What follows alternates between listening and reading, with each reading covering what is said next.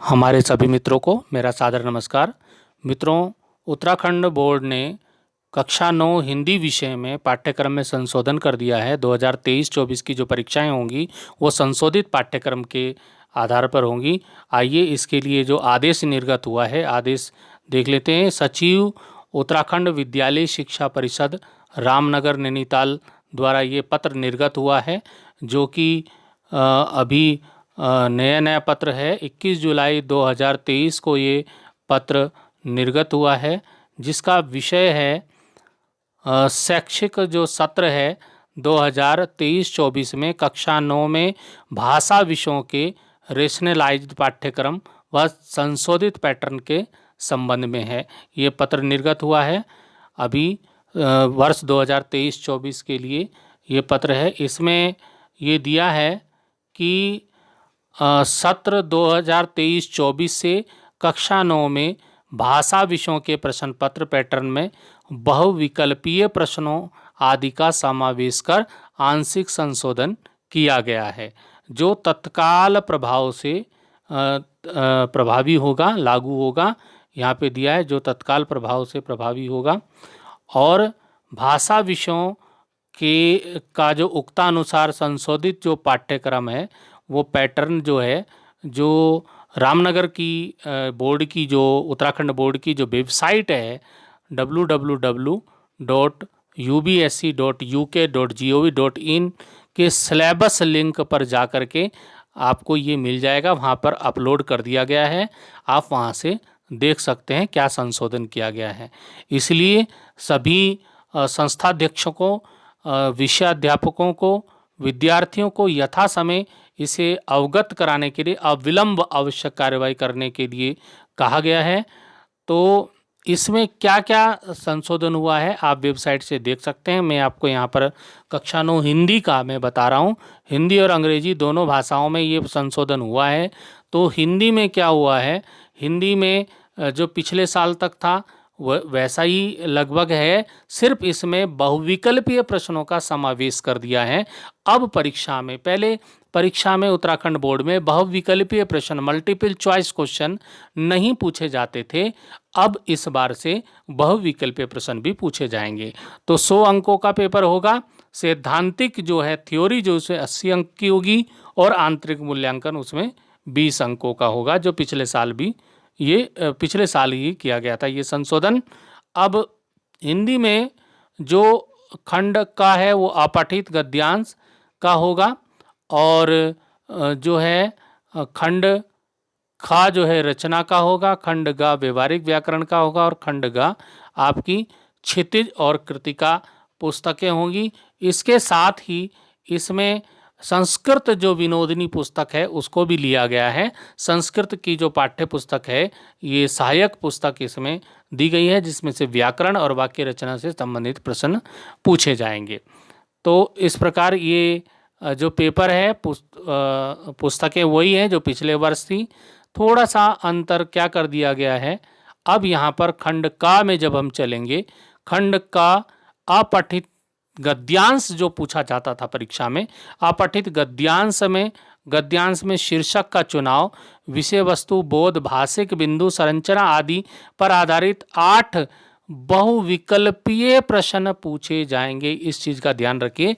अपठित गद्यांश में जब पिछली बार तक जो प्रश्न पूछे जाते थे वो बहुविकल्पीय प्रश्न नहीं पूछे जाते थे, लेकिन यहाँ पर दिया गया है कि 8 बहुविकल्पीय प्रश्न पूछे जाएंगे। जो अपठित गद्यांश होगा उसमें एक एक नंबर के 8 प्रश्न जो है बहुविकल्पीय पूछे जाएंगे अपठित गद्यांश के आधार पर। अब खंड ख जो है, जो रचना का खंड ख है, रचना में किसी आधुनिक विषय पर संकेत बिंदुओं पर आधारित निबंध लेखन, 200 शब्दों का जो निबंध लेखन होगा। फिर पत्र लेखन जो कि पिछली बार तक भी होता था, औपचारिक अनौपचारिक जो पत्र पूछा जाएगा वो इस बार भी पत्र पूछा जाएगा। खंड ग में क्या होगा, व्यवहारिक व्याकरण आएगा, जिसमें शब्द निर्माण से संबंधित उपसर्ग, कक्षा 9 की हम बात कर रहे हैं, उपसर्ग, प्रत्यय और समास, ये पूछे जाएंगे।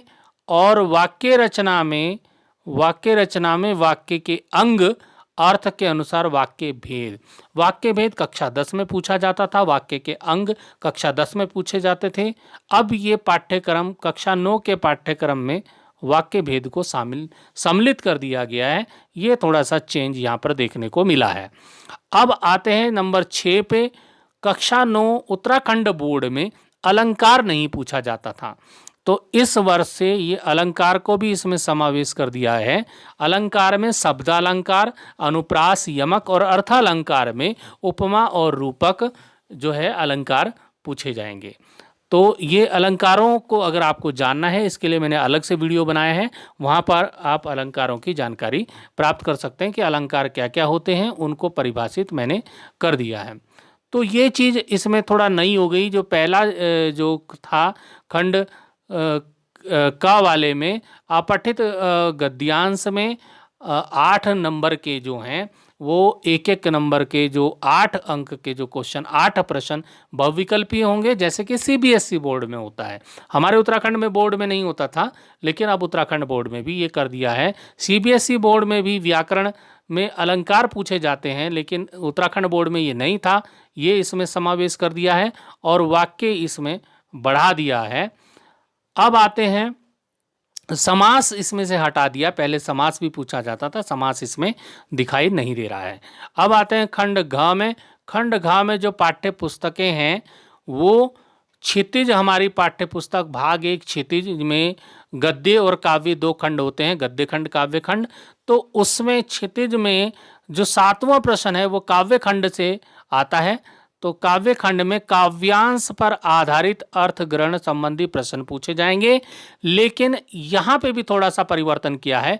काव्यांश पर आधारित जो अर्थ ग्रहण संबंधी प्रश्न है वो 3 बहुविकल्पीय प्रश्न भी पूछे जाएंगे। एक प्रश्न तो अर्थ ग्रहण संबंधी एक प्रश्न इसमें 7 के अ में पूछा जाएगा, लेकिन 7 के ब में जो है काव्यांश पर आधारित अर्थ ग्रहण संबंधी 3 बहुविकल्पीय प्रश्न जो पूछे जाएंगे, उनमें 4-4 विकल्प दिए रहेंगे, उनमें से एक उत्तर आपको छांटना होगा। तो ये 7वें प्रश्न में ये थोड़ा चेंज किया है। 8वें प्रश्न में देखिए, 8वें प्रश्न में निर्धारित कविताओं में से 3 बोधात्मक प्रश्नों में से 2 प्रश्न करने, ये पिछले साल जैसा था वैसा ही है। अब प्रश्न संख्या 9 में चलेंगे। प्रश्न संख्या 9 गद्यांश पर आधारित अर्थ ग्रहण संबंधी प्रश्न, एक प्रश्न पूछा जाएगा। यहाँ पे भी चेंज किया है कि गद्यांश पर आधारित अर्थ ग्रहण संबंधी 3 बहुविकल्पीय प्रश्न यहाँ पर भी डाल दिए हैं, यानी कि 3 प्रश्न ऐसे होंगे जिनके 4-4 उत्तर दिए होंगे, उनमें से एक उत्तर आपको छांटना होगा। तो ये यहाँ पर भी ये बहुविकल्पीय प्रश्नों का समावेश कर दिया है। ये यहाँ पे चेंज हो गया। 7वें प्रश्न में चेंज था, 9वें प्रश्न में चेंज हो गया। अब आता है 10वां प्रश्न, गद्य पाठों पर आधारित 3 में से 2 बोधात्मक प्रश्न। ये पिछली बार भी था, इस बार भी है। अब आते हैं कृतिका भाग 1। कृतिका जो पुस्तक है इसमें पाठों पर आधारित 4 में से 3 लघुत्तरात्मक प्रश्न पूछे जाते हैं। पिछली वर्ष भी था, इस वर्ष भी है, इसमें परिवर्तन नहीं किया गया है। अब आते हैं खंड अंगा। इस खंड में आती है आपकी पुस्तक संस्कृत विनोदनी। संस्कृत विनोदनी में क्या आएगा, मैं नंबर नहीं बता रहा हूं, यहाँ पर नंबर आपको सब वेबसाइट से मिल जाएगा, कितने नंबर का कौन क्वेश्चन आएगा वो आपको वेबसाइट से मिल जाएगा। मैं सिर्फ यहाँ पे समझाने का प्रयास कर रहा हूँ कि क्या परिवर्तन हुआ है। परिवर्तन यहाँ पर 12वें प्रश्न में क्या हुआ है, गद्य अनुच्छेद पर आधारित 3 में से 2 प्रश्नों के एक गद्यांश होगा, संस्कृत का गद्यांश, उस पर आधारित 3 में से 2 प्रश्न करने होंगे। ये थोड़ा सा चेंज हुआ है। तो पहले 3 प्रश्न करने होते थे, अब 2 प्रश्न करने होंगे। और गद्य अनुच्छेद पर आधारित 2 बहुविकल्पीय प्रश्न यहाँ पर जोड़ दिए हैं। ये यहाँ पे जोड़ दिया। पिछली बार तक यहाँ पर बहुविकल्पीय प्रश्न संस्कृत गद्यांश में भी नहीं थे, यहाँ पर भी आपको 2 बहुविकल्पीय प्रश्न जिसके 4-4 उत्तर दिए होंगे, उसमें से उत्तर आपको छांटना होगा। यहाँ पे ये चीज बढ़ा दी है। अब आते हैं पद्य अनुच्छेद। गद्य का था, पद्य मतलब श्लोक दिया होगा। श्लोक वहां पर संस्कृत का श्लोक होगा, उस पर आधारित 2 में से 1 प्रश्न करना होगा। या पहले 2 प्रश्न होते थे, यहाँ पर अब 1 प्रश्न कर दिया। पहले 2 प्रश्न करने होते थे, अब 1 करना होगा, ये यहाँ पे चेंज किया है। दूसरा चेंज ये हुआ है कि पद्य अनुच्छेद श्लोक पर आधारित यहाँ पर भी 2 बहुविकल्पीय प्रश्न पूछे जाएंगे। यहाँ पे भी बदलाव हो गया है कि 2 बहुविकल्पीय प्रश्न यहाँ पे पूछे जाएंगे। यहाँ पर 2 नंबर यहाँ पे कम कर दिए हैं। पहले प्रश्न में 2 प्रश्न पूछे जाते थे, 1 कर दिया है और उसकी जगह पर बहुविकल्पीय प्रश्नों को बढ़ा दिया है।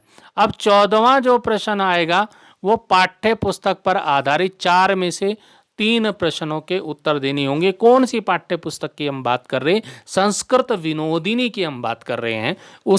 उसमें से जो आपने पाठ पढ़े होंगे उसमें से आपको 4 प्रश्न दिए होंगे, उसमें से 3 प्रश्न आपको करने होंगे। ये पहले भी आता था, अब भी ऐसा ही है, इसमें कोई परिवर्तन नहीं है।